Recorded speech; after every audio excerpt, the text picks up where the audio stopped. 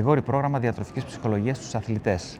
Ξέρουμε ότι οι αθλητές λόγω της άσκησης έχουν αυξημένο ποσοστό ελευθέρων ριζών, έχουν μια διαταραχή στα επίπεδα κορτιζόλης.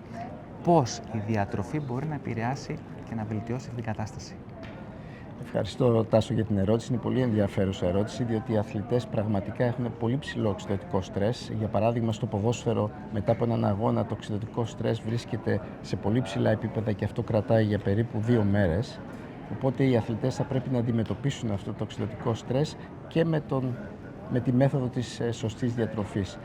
Εκτός από τα αντιοξυδωτικά τα οποία μπορεί να πάρουν και σε μορφή συμπληρώματος αλλά και από διάφορες τροφές, είναι σημαντικό αυτό που συζητάγαμε μαζί και πριν, έτσι χαλαρά, για τα προβιωτικά και τα συμβιωτικά.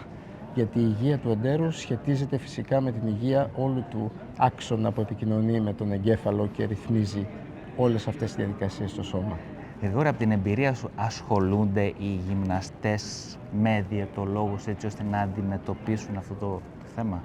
Τα τελευταία χρόνια έχει αρχίσει να γίνεται αυτό και εγώ προσπαθώ να συμβάλλω όσο γίνεται σε αυτή την κατεύθυνση. Δυστυχώς όμως δεν υπάρχει τόσο μεγάλος αριθμός ώστε να πούμε ότι οι αθλητές, να κάνουμε αυτό το statement, δηλαδή ότι οι αθλητές ασχολούνται μαζί με διαιτολόγους να τα αντιμετωπίσουν. Τα αντιμετωπίζουν ο καθένας ατομικά ή όσοι είναι τυχεροί και έχουν ένα καλό διαιτολόγο.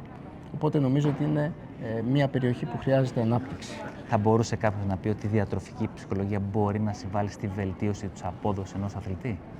Αυτό είναι σίγουρο, διότι σε έναν αθλητή, όπως ξέρετε, επειδή τα επίπεδα φυσικής κατάστασης μπορεί να βρίσκονται πάρα πολύ κοντά μεταξύ των αθλητών που αγωνίζεται ο ένας τον άλλον, αυτή τη διαφορά που ψάχνεις μπορεί να την κερδίσεις πολύ εύκολα μέσω της ψυχολογίας. Γρηγόρη, ευχαριστούμε πάρα πολύ.